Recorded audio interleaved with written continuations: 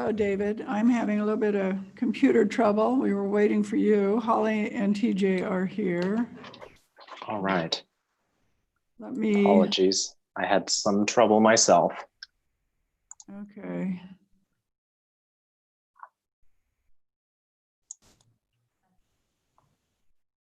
What's that? I just messaged Mayor.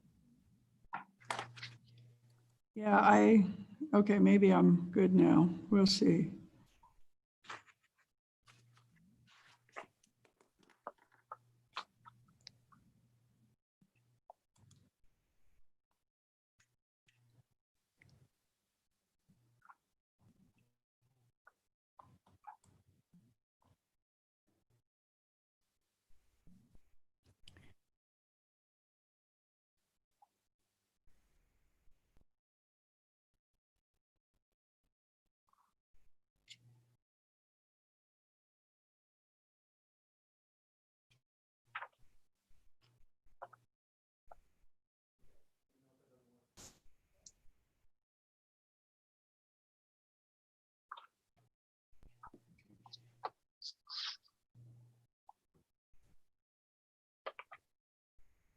Give me one last second here, and then I'll call it to order.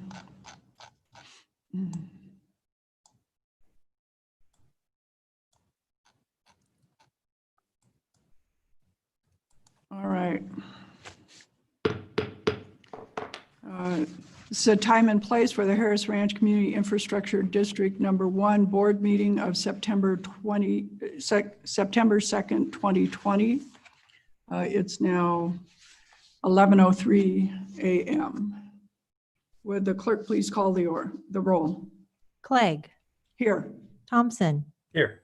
Woodings, Here. all present. Thank you. First item on the agenda is the approval of the minutes of the Harris Ranch Infrastructure District minutes of August 25th, 2020. Madam Chair, I move approval of the minutes of August 25th, 2020. Second. Moved and seconded. Any discussion? Hearing none, would the clerk please call the roll? Thompson, Yes. Woodings, Yes. Clegg, Yes. all in favor, motion carries. Thank you. Item number 3 is Harris Ranch CID Resolution 12-2020, approving the Form L2 property tax certification. We have David online to walk us through this. Welcome, David. Thank you, Madam Chair, board members and residents of the district. I want to thank all of you for joining again today to address the matter of the L2 resolution. In our meeting last week, Madam Chair, you correctly noted that there were some numbers that were missing on the L2, and those numbers were from a page that was included as an oversight on my part. That page does belong to the county, and they are the ones that fill that out.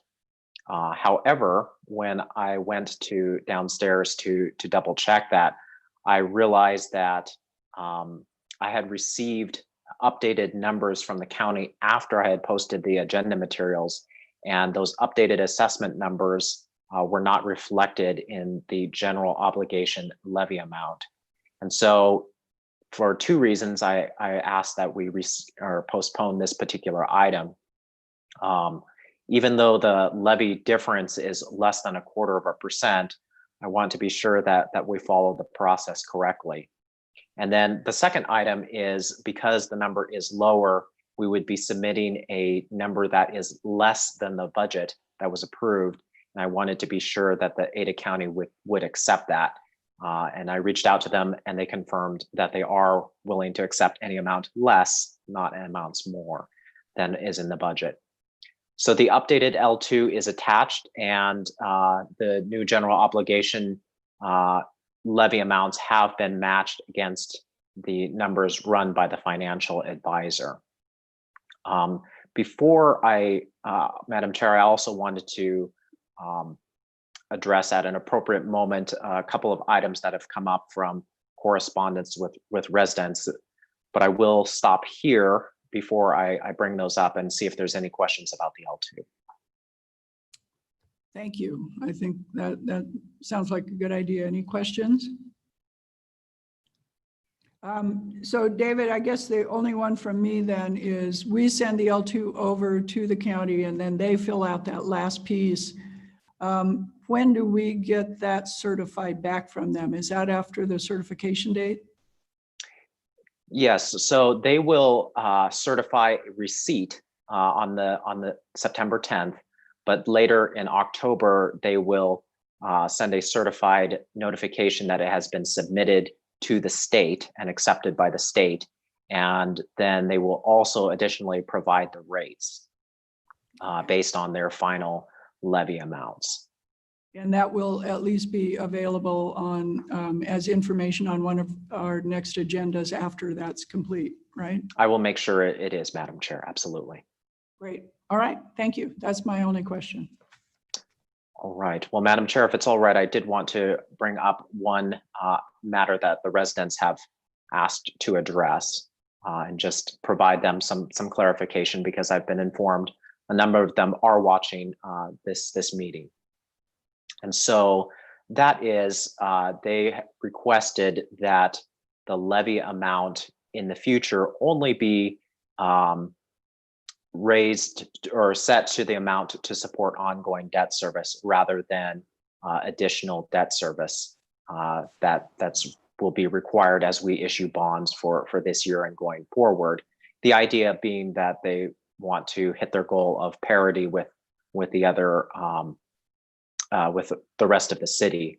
One thing I do want to add in just from a procedural standpoint, and I'll let the board speak into any matters on you know, the overall goals of the district.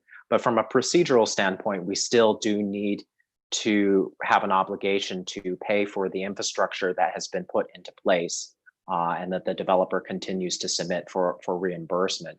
So the district does have that obligation, and that is why the district does continue to issue additional debt service. One of the conversations that I am having with residents is, as we look forward, are there ways to find a solution that's going to be mutually beneficial for everyone? And so that's a conversation that I hope to have in the upcoming months, leading into our next bond resolution season starting next spring. So I did want to address that concern from the residents that was brought up to me just before this meeting. Thank you. I appreciate that additional information, and I think hopefully made clear from our last meeting that, or the one before that, that we're also interested in ensuring that we're meeting our obligation as per the development agreement and the CID itself, but also recognizing the burden on the taxpayers and at least trying to find a way to equalize it in times of great burden like this. Absolutely. Madam Chair. Yes. Board Member Woodings. I have to call you something different. I had to switch gears.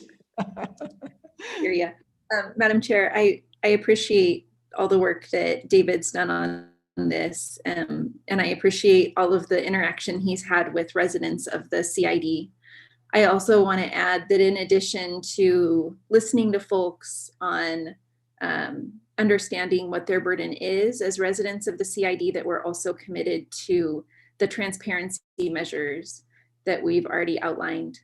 So I just want to remind folks that we're working on making sure that everyone has more information about the CID and is better able to access those resources through the city. Madam Mayor. Yes, Board Member Thompson. Thank you, Madam Chair. I also want to thank you, David. I appreciate your approach and coming back and ensuring we have this very accurate. I also appreciated your detailed response to, I believe it was Karen Henderson. That was very much appreciated when folks asked some very detailed and hard questions. I appreciate you digging in and getting the answers. Thank you, David. Absolutely. I guess I would like to make just one more comment, and that is that as I looked back at the time that I've served on this board, the city actually rebuilt its website at one point, and there was more information about the CID available before that than there was after. And so I think, I'll take responsibility for not catching that information did not get forwarded to the new website, but I think we're working to get that corrected.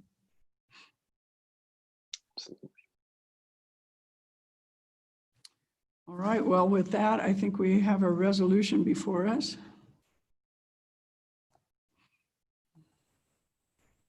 Madam Chair, I don't have that exact wording in front of me. Board Woodings? Madam Chair, I move that we adopt resolution HRCID 12-2020, a resolution approving the Form L2 property tax certification filing with Ada County, authorizing the Harris Ranch Community Infrastructure District #1 Board President to respectively execute and attest said form and providing an effective date. Second. Moved and seconded. Any discussion? Hearing none, would the clerk please call the roll? Thompson, Yes. Woodings, Yes. Clegg. Yes. Yes. All in favor, motion carries. All right. Unless there's something further to come before the board, I think I can just declare that we're adjourned.